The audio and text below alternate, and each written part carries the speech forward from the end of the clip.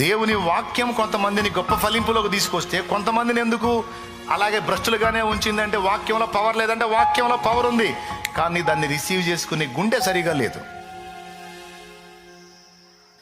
చాలా మంది మీలో కూర్చున్న వాక్యం వింటారు, కానీ నిజంగా ఎంతమంది చేంజ్ అయ్యారు? ఎంతమంది నిజంగా పూర్తిగా హార్ట్ఫుల్గా పాపాన్ని విసర్జించారు?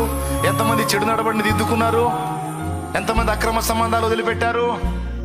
ఎంతమంది అక్రమార్జితాలు వదిలేశారు? ఎంతమంది జీవితాన్ని దిద్దుకున్నారు? ఎంతమంది నడతలు సరి చేసుకున్నారు?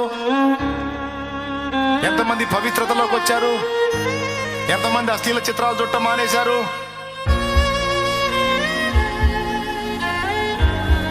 ఆలోచించుకోవాలి.